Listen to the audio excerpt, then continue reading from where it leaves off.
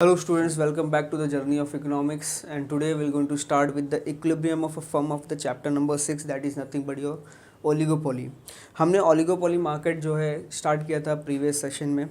Previous videos में हम लोगों ने कवर किया है कुछ ओलिगोपोली मार्केट के फीचर्स, कुछ नॉन कॉलेजिव कंपटीशन के बारे में, डिस्टिंग्विशेस और बहुत सारी चीज़ें।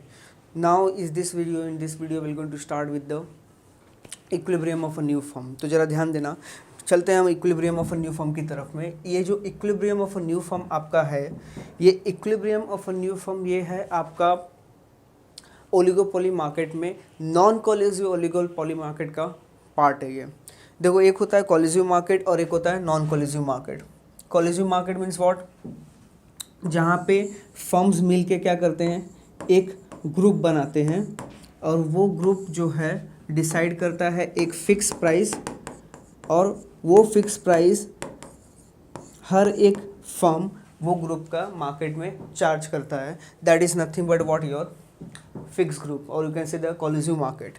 एक होता है नॉन कॉलेजिव मार्केट, जहाँ पे इंडिविजुअल फर्म्स आपस में क्या करते हैं, आपस में ही कंपटीशन करते रहते हैं। वो होता है आपका क्या, नॉन कॉलेजिव।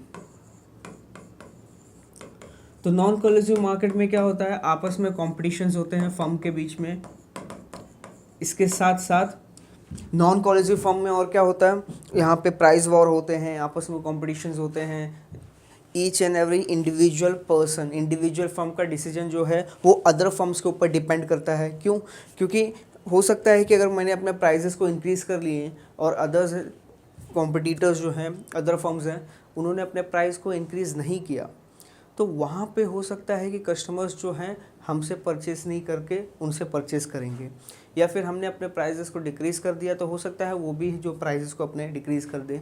सो बहुत सारे पॉसिबिलिटीज़ है, जो पॉसिबिलिटीज़ ऑलरेडी हम लोगों ने कवर अप किए हुए हैं, आप प्रीवियस वीडियोज़ में जाके देख सकते हैं। तो नॉन कॉलेजिव मार्केट का एक important part which is nothing but the equilibrium of a firm, जो कि आज हम तो देखने वाले हैं। Just pay attention and listen carefully class. यहाँ पर ज़रा ध्यान देना। सो डायग्राम की जब हम बात करेंगे, सो ये है आपका लेट्स से किंग्ड डिमांड कर्व, जहाँ पे this is a point of a किंग्ड,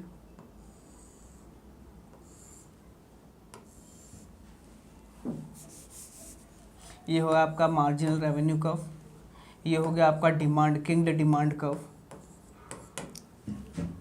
अब जो आपका इक्विलिब्रियम ऑफ अ फर्म है, वो केस क्या होता है, इक्विलिब्रियम ऑफ अ फर्म कहता है कि जो किंग्ड पोजीशन है, ये can you see this point, let's say this point is D, D point पे आपका डिमांड का क्या है, किंग्ड है।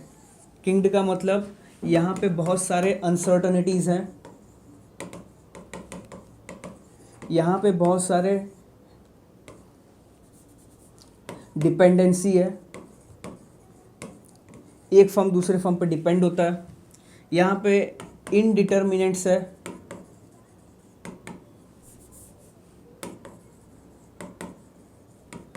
सो कहने का मतलब है कि बहुत सारी चीज़ें हैं क्लास। यहाँ पे अगर आप देखेंगे तो इनडिटर्मिनेंट्स है, बहुत सारी चीज़ें यहाँ पे आ रही हैं, बहुत सारी चीज़ें यहाँ पे देखने मिलेंगी आपको। इसके बाद अगर ध्यान दोगे आप, तो kinked demand curve is the situation जहाँ पे अनसर्टनिटी ज़्यादा होती है, डिपेंडेंसी ज़्यादा होती है और इनडिटर्मिनेंट्स होते हैं। एक फर्म दूसरे फर्म के ऊपर डिपेंड होता है प्राइस के केस में, प्राइस से रिलेटेड, और ये प्राइस का सिचुएशन कुछ ऐसा होता है। So let's say this is a situation of price and this is a situation of what, your quantity. ये हो गया आपका प्राइस का सिचुएशन, ये हो गया आपके क्वांटिटी का सिचुएशन। अब यहाँ पे अगर आप ध्यान दोगे, यहाँ पे आप अगर ध्यान दोगे तो ये जो पोर्शन है, can you see this portion, ये पोर्शन है आपका किसका, डिसकंटिन्यूड ऑपरेशन का। इसे हम हमें क्या बोलते हैं, इसे हम बोलते हैं portion M N. Let's say इसका नाम दे देते हैं पोर्शन एम एन। ये हो गया आपका डी डी डिमांड कर्व। अब जब हम बात करते हैं आपके इक्विलिब्रियम की, तो equilibrium of a firm, the price output decision of an oligopoly firm is explained in the figure 6.3 and the firm's demand curve is kinked and thus the price is rigid. Now what do mean by the rigid price? Price rigid है मतलब price क्या हो गया है, एक तरह से fix हो गया है, ना ही वो इंक्रीज होगा, ना ही वो क्या होगा, डिक्रीज होगा। तो ज़रा ध्यान देना, किंग डिमांड को एक ऐसा सिचुएशन है जहाँ पे प्राइस रिजिडिटी होती है, अनसर्टनिटी होती है और बहुत सारी चीज़ें होती हैं। Because the price is rigid, because there is a kinked demand का और अनसर्टनिटी, अगर आप देखोगे तो यहाँ पे ये this portion, can you see this portion, this portion of mn is, it is known as what, it is known as discontinuous portion. what do you mean by discontinuous portion? ये portion पे आप जितना भी produce कर low output, मान लेते चलो this is what your marginal cost curve. Now let us draw the marginal cost curve. मान लो this is what your MC curve is, और हमने क्या पढ़ा हुआ है क्लास, एमसी कर्व जब भी एमआर कर्व को इंटरसेक्ट करता है, एमसी कर्व जब भी एमआर कर्व को क्या करता है, इंटरसेक्ट करता है, देन वो होता है हमारा पॉइंट ऑफ इक्विलिब्रियम। और वो पॉइंट ऑफ इक्विलिब्रियम के केस में अगर देखोगे तो आपका ओपी क्या है, आपका प्राइस है, ओक्यू क्या है आपका, ओक्यू क्या है आपका, क्वांटिटी है, और प्राइस और क्वांटिटी के दोनों को मल्टीप्लाई करने पे आपको क्या मिलेगा, टोटल आउटपुट। तो ये जो ओ क्यू डी पी है, ये ओ क्यू डी पी क्या है, आपका टोटल रेवेन्यू है। लेकिन अगर यहाँ पे आप ध्यान दोगे तो हम पढ़ किसके बारे में हो रहे हैं, हम लोग पढ़ रहे हैं इक्विलिब्रियम ऑफ फर्म की, मतलब किंग्ड पोजीशन पे ये जो पॉइंट है, ये point, this point represents your kinked point. और किंग्ड पॉइंट पे होता क्या है, किंग्ड पॉइंट पे होता ऐसा है कि आपका जो मार्जिनल रेवेन्यू है वो डिसकंटिन्यू हो जाता है। क्यों डिसकंटिन्यू होता है, तो इसके रीज़न ज़रा देखेंगे यहाँ पे, ज़रा ध्यान देना आप लोग। Why there is a discontinuous? The demand curve is kinked and having the kinked at a point R, हमने अपने में D लिया हुआ है, पॉइंट R में क्या है, यहाँ पे किंग्ड है। The corresponding MR has a discontinued portion of MN। अब ये discontinued portion का मतलब क्या होता है, ज़रा ध्यान देना। The discontinuity is due to the kinked and the discontinuity depends upon the degree of a kink, in which in turn depends upon the relative elasticity of a two segments of a demand curve। अब ये demand curve किंग्ड क्यों हुआ है, तो already हमने किंग्ड demand curve, किंग्ड oligopoly के बारे में ऑलरेडी हम लोग ने पढ़ा हुआ है, आप प्रीवियस वीडियो में जाके देख सकते हैं। तो यहाँ पे सिचुएशन ऐसा है class, the situation is like the corresponding M R has a discontinued portion of M N, this discontinuity is due to the kinked portion. अब यहाँ पे अगर डायग्राम में आप देखोगे तो यहाँ पे जो, can you see this portion, ये होता है आपका किंग्ड पॉइंट है, और ये किंग्ड पॉइंट पे आपका जो मार्जिनल रेवेन्यू है वो डिसकंटिन्यू है। इसका मतलब अगर हम चाहें, अगर हम अपना मार्जिनल कॉस्ट चेंज करते हैं, MC से MC1 करते हैं, या फिर मार्जिनल कॉस्ट को डिक्रीज करके MC से MC2 करते हैं, फिर भी ये जो है marginal cost will going to change in the discontinued portion only. Marginal cost हमारा कहाँ पे चेंज होगा, डिसकंटिन्यूड पोर्शन में चेंज होगा। अगर आप देख सकते हैं, अगर हम MC पे है, MC1 या MC2, या तो हम कॉस्ट ऑफ प्रोडक्शन या मार्जिनल कॉस्ट इंक्रीज़ करें या cost of production marginal cost decrease करें, दोनों सिचुएशंस में हम कहाँ पे रहेंगे, हम रहेंगे डिसकंटिन्यूड ऑपरेशन वाले सिचुएशन में ही, जहाँ पे आउटपुट होगा आपका OQ और प्राइस होगा आपका क्या, OP।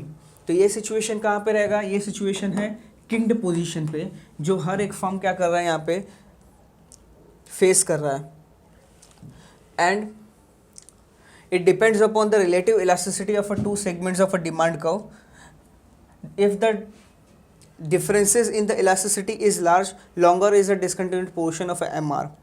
If a differences in the elasticity is large, अगर differences elasticity में ज़्यादा हैं तो यहाँ पे क्या होगा आपका, if the differences in elasticity is large, longer is the discontinued portion of a MR। अब ये elasticity का मतलब क्या होता है क्लास, ज़रा ध्यान देना, ध्यान से सुनना। इलास्टिसिटी का मतलब होता है कि कितनी बार प्राइजेस चेंज हो सकते हैं। अब इलास्टिसिटी होता कहाँ पे, इलास्टिसिटी होता वहाँ पे है जहाँ पे आपके प्राइजेस क्या होते हैं, ज़्यादा चेंज हो रहे हैं, जहाँ पे आपका कंपटीशन है। कंपटीशन के केस में क्या होता है, इलास्टिसिटी मेंटेन होता है, जितना ज़्यादा सब्स्टिट्यूट है, जितने ज़्यादा अल्टरनेटिव्स है, उतना ज़्यादा इलास्टिसिटी होगा वहाँ पे। और जहाँ पे ज़्यादा इलास्टिसिटी होता है वहाँ पे चांसेस होते हैं किसके, डिसकंटिन्यूड ऑपरेशन के, और जो कि है तुम्हारा MR कर्व पे MN पोर्शन।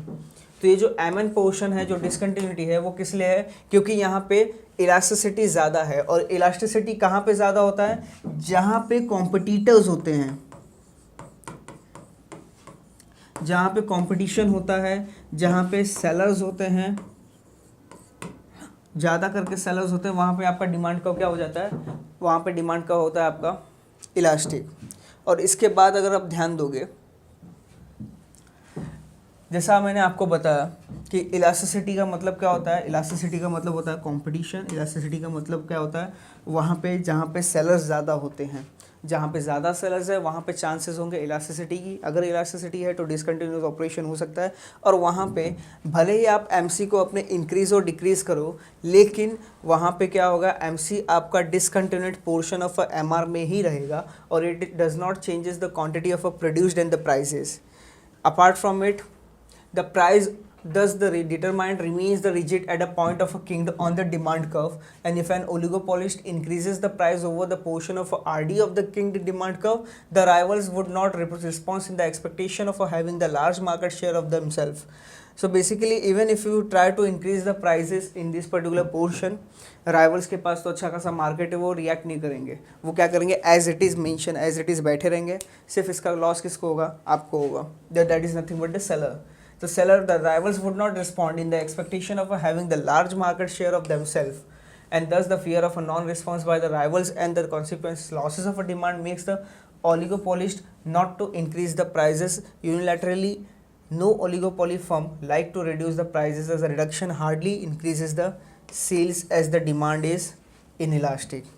अब डिमांड यहाँ पे क्या हो गया, इनइलास्टिक हो गया। जब डिमांड इनइलास्टिक होता है, डिमांड फिक्स होता है, तो वहाँ पे प्राइसेस चेंज करने की ज़रूरत नहीं होती। कितना भी प्राइसेस आप इंक्रीज डिक्रीज करो, डिमांड उतना ही होगा। और in the similar manner if you going to see, this is how we completed what your non collusive market का equilibrium of a firm. So non collusive market एक market है जहाँ पे एक फर्म दूसरे फर्म से कंपटीशन करता है। डिमांड इज़ डिपेंडेंट, डिमांड क्या होता है, डिपेंडेंट होता है। और यहाँ पे क्या होता है, अनसर्टनिटीज़ होती हैं, कोई भी कुछ भी प्राइसेस चार्ज कर सकते हैं। Means we are not aware of that what will be the next response of the reaction और the action of the firm, and we have to be prepared for all the things. जब तक reaction होगा, जब तक action firm करेगा, उसके accordingly हमें क्या करना होगा, अपना रिस्पॉन्स देना होगा। That is only the case. Next one is nothing but what 6.5 जो हम लोग अभी स्टार्ट करने वाले हैं, विच is nothing but your collusive oligopoly cartel formation. Class बहुत ही इंपॉर्टेंट टॉपिक है ये। नॉन कोलिजिव मार्केट जो है जनरली हमारा, जैसे हमने पढ़ा था परफेक्ट कंपटीशन में, ठीक वैसे ही था। लेकिन जब बात करते हैं हम कोलिजिव मार्केट की, तो कोलिजिव मार्केट में इंडिविजुअली एक फर्म दूसरे फर्म से कॉम्पीट नहीं करता, they are coming together and they are going to decide the price. और वो प्राइस पे सब के सब जितने भी फर्म्स होंगे, सब के सब वो प्राइजेस पे अपने अपने गुड्स एंड सर्विसेज मार्केट में सेल करने वाले हैं। वो क्या होता है आपका कार्टेल फॉर्मेशन, वो होता है आपका कोलिजिव मार्केट। सब के सब आए, सब ने मिल एक प्राइस डिसाइड किया कि 10 रुपये या 20 रुपये या 100 रुपया, उसी पे हम क्या करेंगे, अपने मार्केट को गुड्स एंड सर्विसेज मार्केट में सेल करने वाले हैं। तो ये क्या है, ये है आपका क्या, कोलिजिव मार्केट। अब कोलिजिव मार्केट की जब हम बात करते हैं, तो let's see what exactly is there. To avoid the price war and recognise the significance of a dependency and uncertainty of the situation, the oligopolist firm may have the collusive oligopoly by forming the cartel. अब हम uncertainties और dependency, ये situation को आपस में लेके war करने से अच्छा है, आपस में जो है कंपटीशन करने से अच्छा है, we should come together and we should rule the entire consumer market. अगर एक यहाँ पे अगर कार्टेल फॉर्मेशन होता है, यहाँ पे सब के सब एक ग्रुप बना के एक ग्रुप में आते हैं, तो इसका बेनिफिट किसे होगा, इसका बेनिफिट होगा प्रोड्यूसर्स को ही। अगर वो ग्रुप बना के नहीं आते हैं, तो उसका बेनिफिट किसे मिलेगा, कस्टमर्स को। क्यों, क्योंकि आपस में ही ये क्या करेंगे, कंपटीशन करेंगे, आपस में ही अपने अपने प्रॉफिट को रिड्यूस कर देंगे।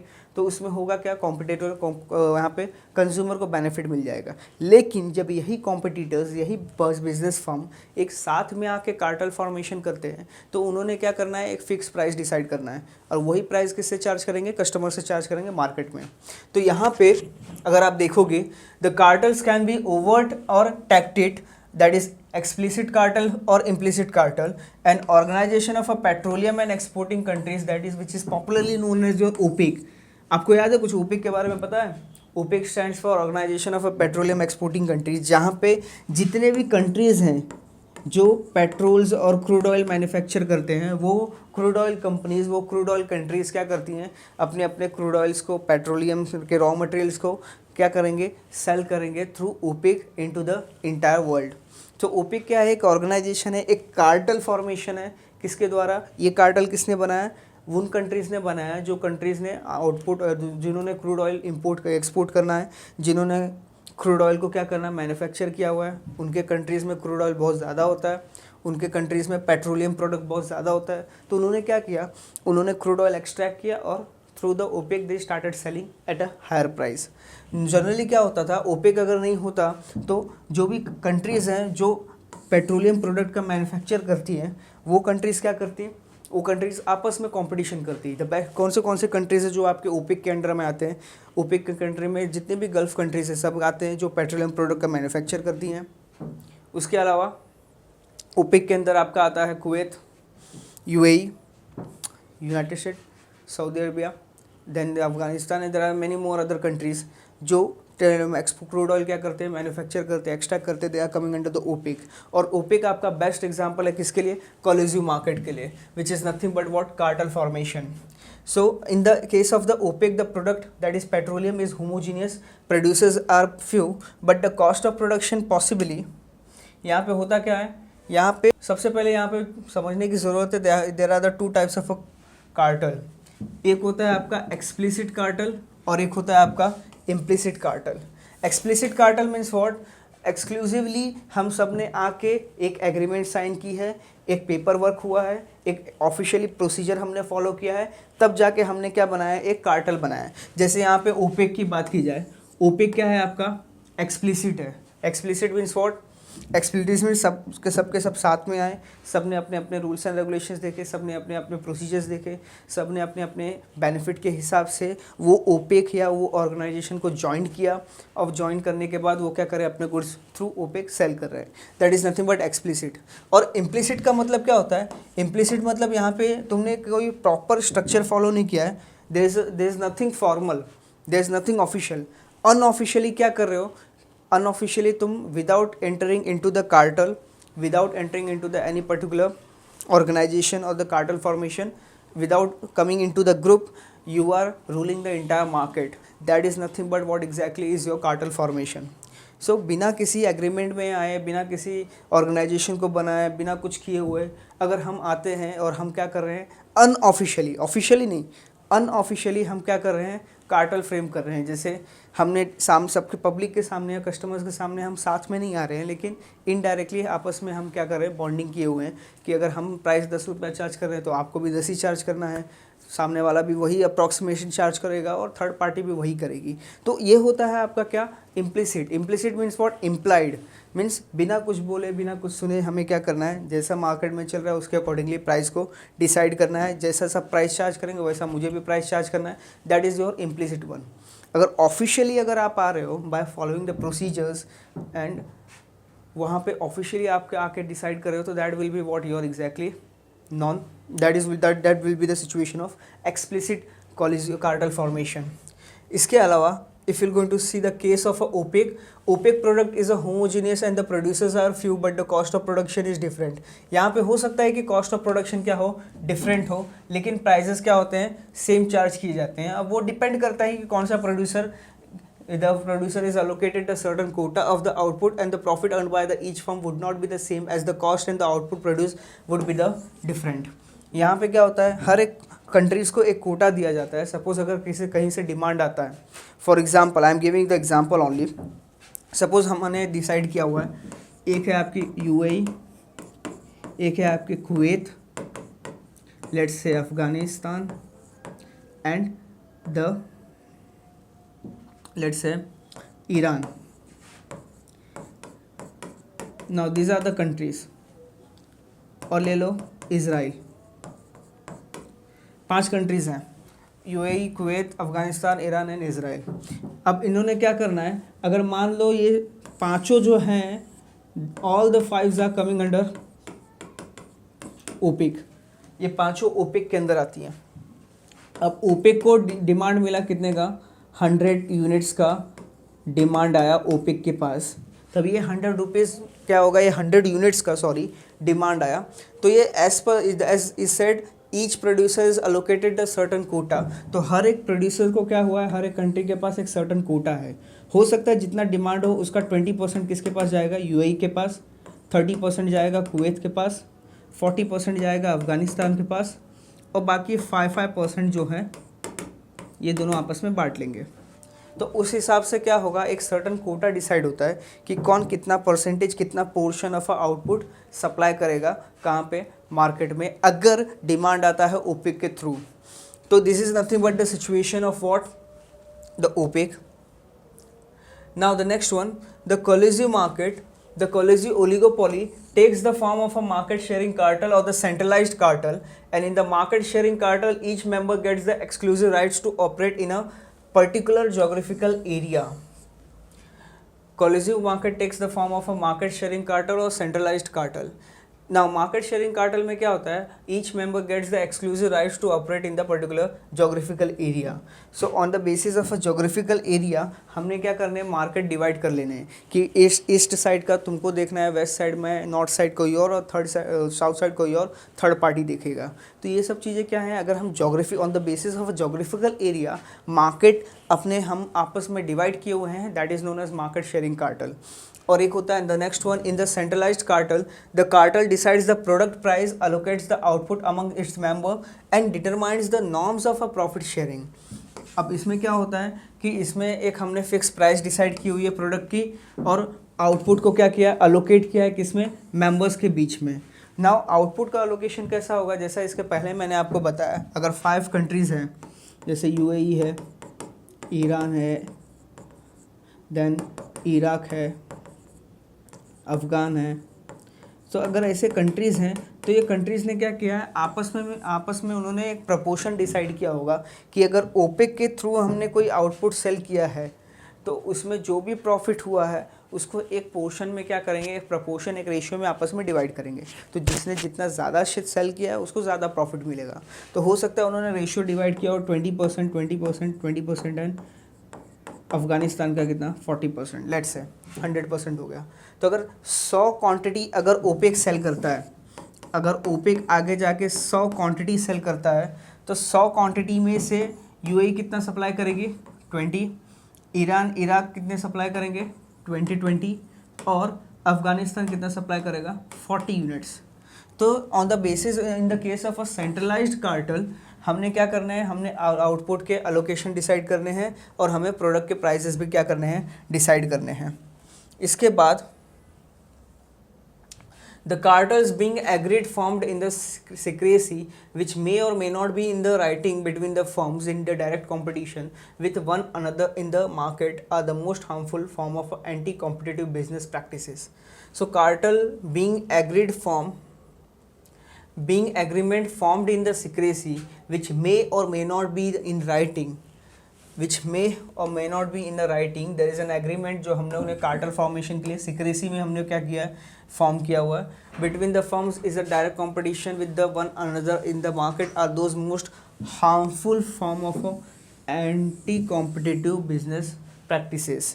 अगर हमने कोई एग्रीमेंट ऐसे साइन किए हुए हैं जिसमें कुछ सर्टन क्लॉज हैं और वो क्लॉज जो हैं एग्रीमेंट के स्पेसिफिकली किसी कंट्री को बेनिफिट दे रहे हैं या स्पेसिफिकली किसी कंट्री को रिस्ट्रिक्ट कर रहे हैं फॉर फॉलोइंग और फॉर परफॉर्मिंग और not performing the any activity, then it is not good for the country. देखते हैं फिगर 6.4 और फिगर 6.4 में क्या होता है।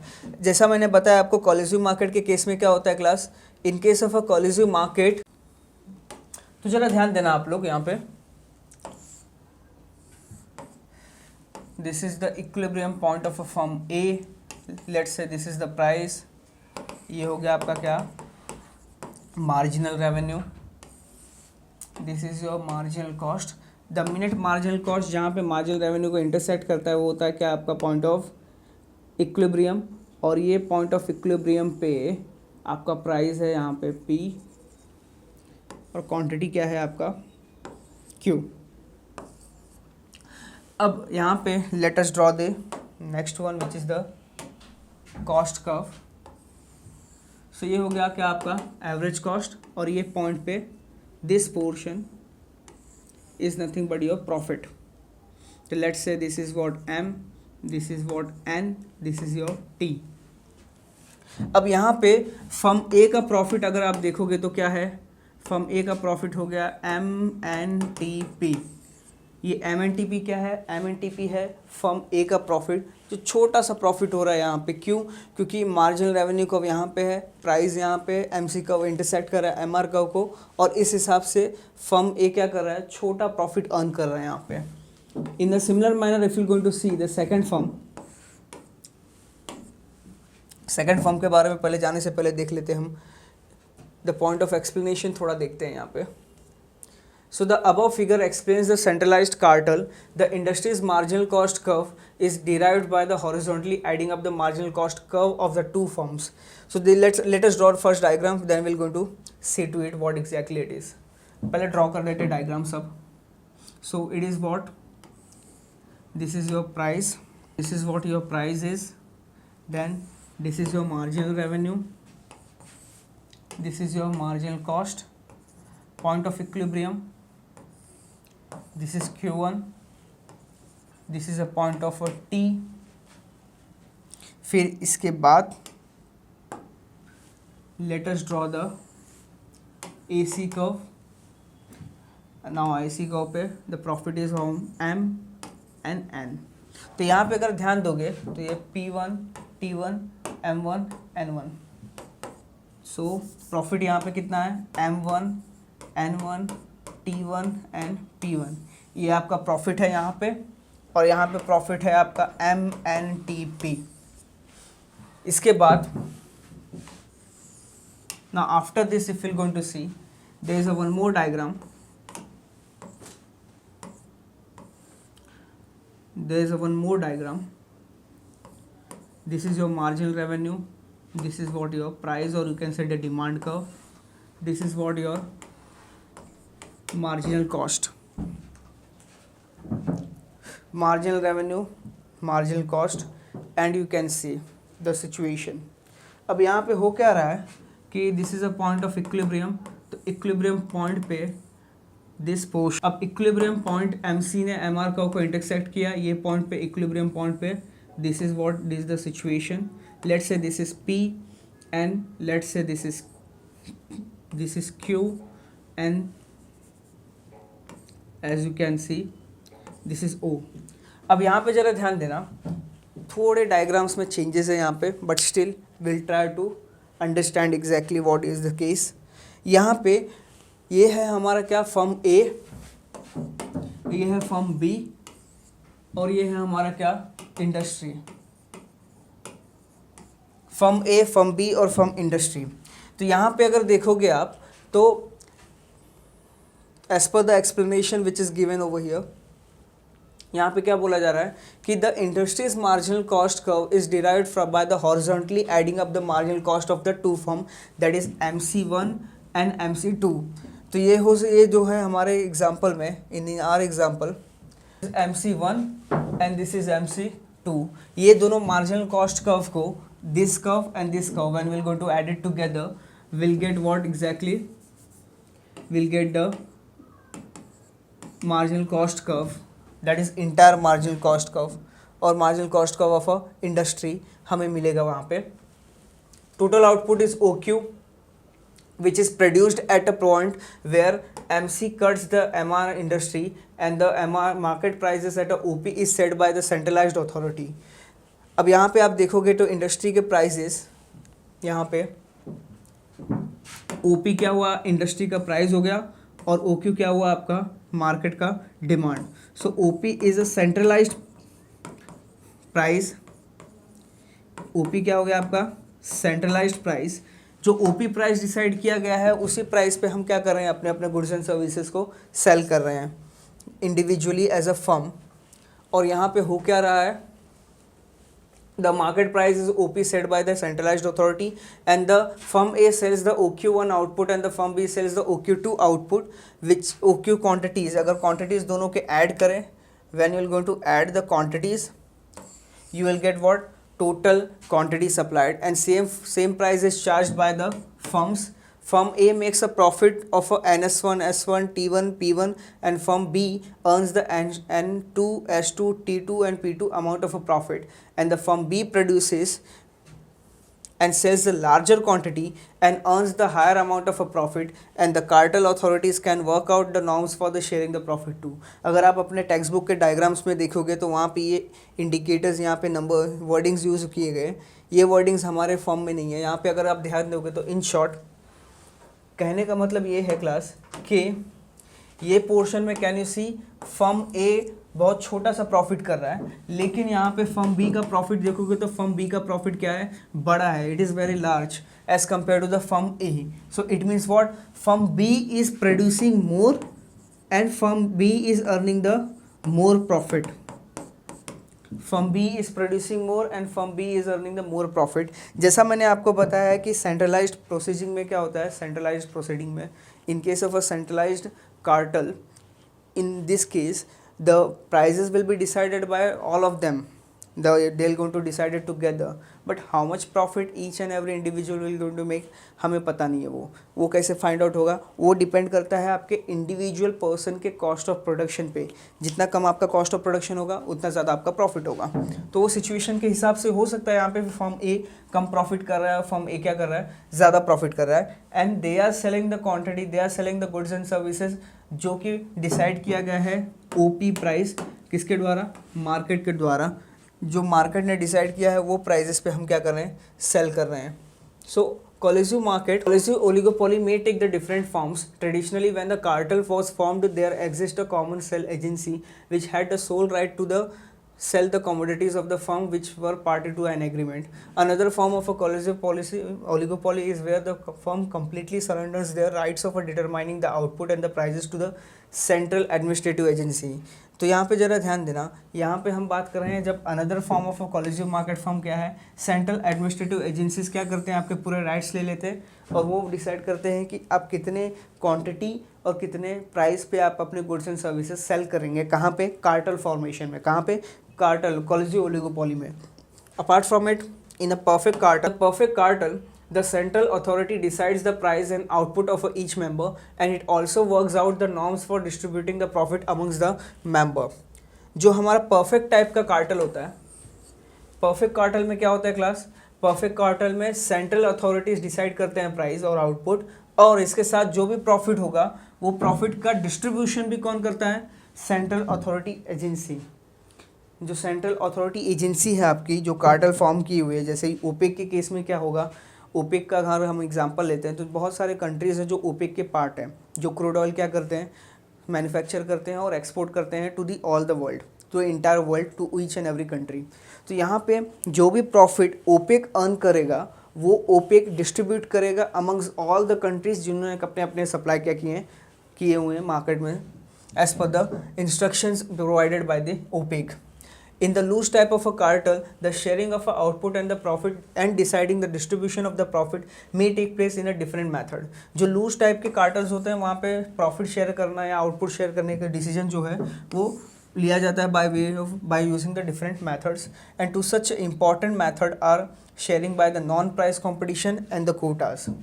दो जो most important decision है जिससे हम लोग क्या करते हैं, मार्केट शेयर करते हैं, वो है आपका नॉन प्राइस कंपटीशन और एक होता है कोटा सिस्टम.